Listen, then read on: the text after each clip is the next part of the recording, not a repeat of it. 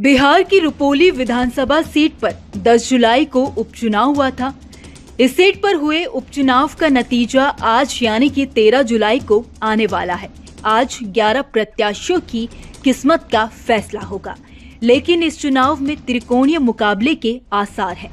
ये त्रिकोणीय मुकाबला राजद प्रत्याशी बीमा भारती, लोजपा से निर्दलीय पूर्व विधायक शंकर सिंह और जदयू से कलाधर मंडल के बीच देखा जा रहा है। बता दें कि ये सीट सबसे ज्यादा चर्चाओं में बनी हुई है, क्योंकि इस सीट से विधायक बीमा भारती ने जेडीयू को छोड़कर राजद में शामिल होने के बाद विधायक की सदस्यता से इस्तीफा दे दिया था। इस वजह से इस सीट पर उपचुनाव कराया जा रहा है। ऐसे में अब क्या बीमा भारती इस सीट पर एक बार फिर अपना नाम दर्ज कर पाती है या नहीं, आइए विस्तार से इस वीडियो में जानते हैं।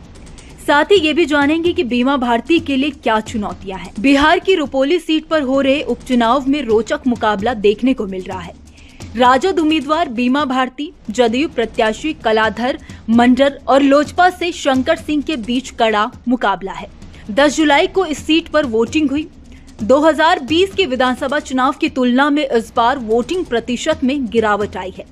रिपोर्ट्स के मुताबिक इस सीट पर 54.24% वोट इस बार डाले गए हैं। 2020 में इस सीट से जदयू की टिकट पर बीमा भारती ने चुनाव जीता था। हालांकि लोकसभा चुनाव से पहले उन्होंने पाला बदल लिया था। अब इस चुनाव में बीमा भारती राजद के टिकट पर मैदान में है। ऐसे में क्या नीतीश कुमार को गच्चा देने वाली बीमा भारती इस बार भी जीत हासिल कर पाती है या नहीं, कुछ कहा नहीं जा सकता। लेकिन बीमा भारती को कांग्रेस और वाम दलों का भी समर्थन प्राप्त है। साथ ही पूर्णिया से निर्दलीय सांसद पप्पू यादव ने बीमा भारती को समर्थन देने का ऐलान कर रखा है। लोकसभा चुनाव में बीमा भारती को निर्दलीय प्रत्याशी पप्पू यादव के हाथों हार मिली थी। पप्पू यादव ने सोशल मीडिया प्लेटफॉर्म एक्स पर लिखा, विचारधारा बड़ी चीज है। राजनीति में आज यह विलुप्त हो रही है, लेकिन मैं विचारधारा की राजनीति का वाहक हूँ। मैं कांग्रेस विचारधारा के साथ हूँ, इसीलिए मेरे प्रति तमाम निजी नफरत को खारिज करते हुए रुपौली विधानसभा क्षेत्र में कांग्रेस समर्थित उम्मीदवार को मेरा पूर्ण समर्थन है। मेरी विचारधारा मेरे परिवार और मेरी लाइफ से ऊपर है।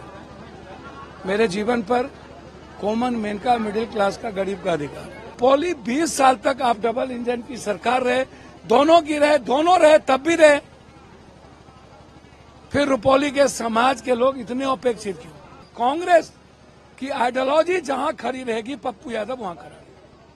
सीधा, मेरा और किसी से लेना देना नहीं कि रुपौली की जनता ने जदयू को नकार दिया। मेरी विचारधारा मेरे परिवार और मेरी लाइफ से ऊपर है।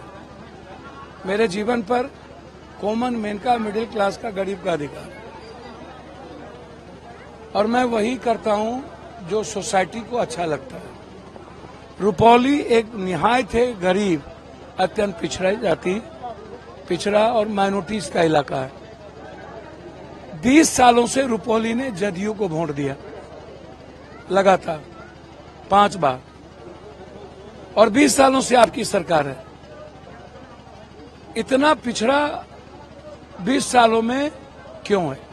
आप मोहनपुर को आप प्रखंड नहीं बना पाए, आप रुपौली की कनेक्टिविटी को नहीं जोड़ पाए, रुपौली से जो हमने वीरपुर रेलवे लाइन को किया था उसको नहीं जोड़ पाए, नौगछिया से जो एनएच का था उसको आप नहीं ले पाए। तो आपने रुपौली 20 साल तक आप डबल इंजन की सरकार रहे, दोनों रहे तब भी रहे। फिर रुपौली के समाज के लोग इतने अपेक्षित क्यों? आपको बता दें कि सीट पर जीत हासिल करने के लिए वैश्य, कुशवाहा, कोयरी, कुर्मी का वोट बेहद अहम माना जाता है। ये वोटर्स परंपरागत तौर पर जदयू के साथ रहे हैं। हालांकि इस सीट पर सबसे निर्णायक वोटर गंगोता जाति के माने जाते हैं। बीमा भारती और कलाधर मंडल दोनों ही इसी जाति से आते हैं। इन सबके अलावा यादव और मुस्लिम वोटर्स की संख्या भी इस सीट पर अच्छी रही है। स्वर्ण वोटर्स की भी संख्या अच्छी रही है। पिछले चुनाव में इनका झुकाव लोजपा प्रत्याशी रहे शंकर सिंह की तरफ था। शंकर सिंह इस चुनाव में निर्दलीय उतरे हैं। महागठबंधन के प्रत्याशी तीसरे नंबर पर रहे थे। सीपीआई के उम्मीदवार को इस चुनाव में 41,963 मत मिला था। इस निर्वाचन क्षेत्र में कुल मतदाताओं की संख्या 3.13 लाख है। इस चुनाव में लंबे समय के बाद इस सीट का समीकरण बदला हुआ है। राजद लंबे समय से इस सीट पर चुनाव नहीं लड़ता रहा है। अब इस चुनाव में राजद की एंट्री हुई है। ऐसे में देखना रोचक होगा कि राजद के कोर वोटर्स का साथ बीमा भारती को मिलता है या नहीं। ये भी देखना दिलचस्प होगा कि क्या एक बार फिर से रुपौली की जनता जदयू पर भरोसा जताती है या नहीं। खैर, इस खबर में इतना ही। इस खबर को लेकर आपकी क्या राय है, आप हमें कमेंट सेक्शन में जरूर बताइए। वीडियो अगर पसंद आया हो तो वीडियो को लाइक और शेयर करना ना भूलें। बाकी देश और दुनिया की तमाम बड़ी अपडेट्स के लिए देखते रहिए न्यूज नेशन का डिजिटल प्लेटफॉर्म। धन्यवाद।